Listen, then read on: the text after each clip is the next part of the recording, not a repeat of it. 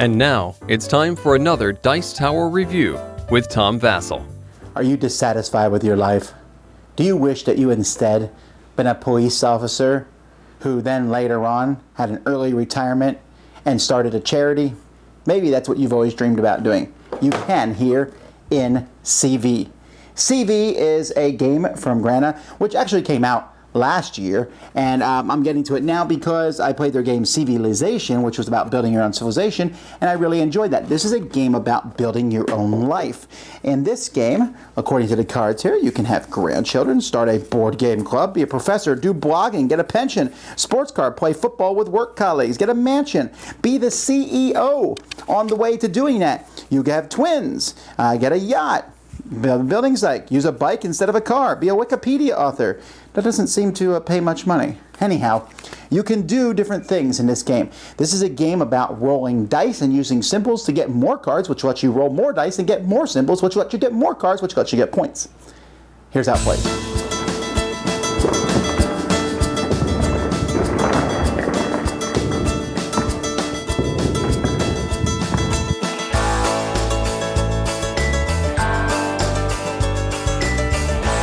There's some setup here at the beginning of the game. There's 3 stages of life. We got the early adulthood, middle adulthood, and old age.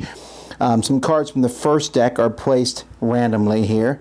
Here we got 3 different ways to score points at the end of the game that everybody has a chance to get points. Players will also have their own secret goal that they're trying to do to get points. Now players are going to be dealt some cards from a childhood deck. These cards are cards, since you see these cards have a lightning bolt in the corner, you're going to keep these in your hand and you can play them on your turn in one-time use. One player is going to get the bicycle and they put that in front of them. It's worth 1 point and they go first. Yay for them. Now on your turn, you're going to roll dice. Each player is going to start by rolling 4 dice. You might get more dice as the game goes by. So I roll the 4 dice. Now any bad luck symbols that I roll are placed aside, but I can re-roll the other ones twice. So here I've rolled 2 relationship and 1 knowledge. So I look at the cards out here because I can buy cards in this row. Well, clubbing's no good, blood donor's no good, but I do have 1 knowledge. I could buy e-learning, and that would give me 2 knowledge every turn. So let's say I bought e-learning, well, not every turn. This is a one-time use. I could play that card for 2 knowledge in the future. I'm not sure that's what I want to do here, though, so I'm going to re-roll these dice. And not only am I going to re-roll these dice, but I'm going to play a card from my hand here, because I happen to have a zoo trip, which gives me 2 more dice. So just for this turn, I got 2 extra dice. So now I've rolled money, health, a good luck symbol, and 2 relationships. Well, I think in this case, I can't buy the intern because I didn't get any intelligence. And I only got 1 good luck. Man. Okay, so what I'm going to do is I'm going to keep the good luck, and I'm going to keep the health, and I'm going to roll the other 3 for my final roll. Now, if I had rolled 3 bad luck cards, 3 bad luck symbols, that's dangerous, and you'll lose a card in front of you. But let's say this is what I rolled here. So I have 2 good luck, I have a health, and I have a relationship. Now you can buy the 2 cards. So I'll buy clubbing. In the future I can use this to get 2 clubbings. Okay, no problem. And I'll buy this inherited apartment. This goes in front of me and it's worth 4 points at the end of the game. These cards then move down. If there was a card here, that card would be discarded. And we bring out more cards from the deck for the next player. Here's a job at Dad's company. Now when you buy these cards, you'll notice they're different colors. Yellow cards are possessions. They always replace any possession that you already have. Blue cards are jobs. They also replace any other blue card you have. There are orange, purple, and green cards, and these are different types. This is a health card, for example. When you do this, you can put it under your other health cards or on top of them. Most cards, like this one here, give you a benefit. This one here gives me 1 relationship. I'll take a token to show that I have that relationship, and I can use it every round as if I rolled it on a die. So if I need something, for example, in the future that needs 3 relationships, a job at Dad's company, I already have 1. Now I want to get a job at Dad's company because it gives me 3 money symbols every round. It does give me 1 bad luck too, though. A used card costs 3 money and gives me 3 points. And so different cards are going to come out. Let me show you a set of cards that comes from the middle set here. So these are the middle set cards here. And here, well, I pulled one from the old person's. There we go. Here's some more purple cards, and you can see, for example, this one costs a health, a relationship, and knowledge, but gives me a good luck. Now, good luck is amazing because if you ever roll 3 good luck symbols, you can buy any card you want, regardless of the cost. Here's Friends from an Orchestra. This would give me 2 extra dice every turn. You could roll up to 7 dice per turn. This early retirement gives me good luck, money, and an extra die. However, you have to have a job. That's a requirement on this card, and you can never get any more work cards for the rest of the game. A healthy diet costs extra money and intelligence, but gives you 2 extra dice to work with. So you can see how the cards will change when you go from this deck to this deck. Other than that, there's no major thing. When you go from one deck to the other, you stop, and if someone has half the cards that someone else has, then they get they get a bonus. They get like a welfare help if you're behind. Now here's some cards from the old person's deck. Now you can see these old age cards need a lot of symbols, but you'll probably have a lot of symbols at that point. Here's a foundation. It costs a lot of money, but gives you 5 points and good luck. Here's Nordic walking, which costs money, health, intelligence, and relationship, but lets you change health into wilds. This one here, Marathon Runner, gives you 4 health, but it gives you these 2 extra symbols here, which, since if I don't remember what they are, I can look them up in the back of the book, which tells you everything here. They're all numbered, so Marathon Runner here, basically, it counts double at the end of the game. This counts as if I had 2 orange cards. The end of the game. At the end of the game, I'm going to count up all my orange cards, all my green cards, and all my purple cards. Health, intelligence, and relationships.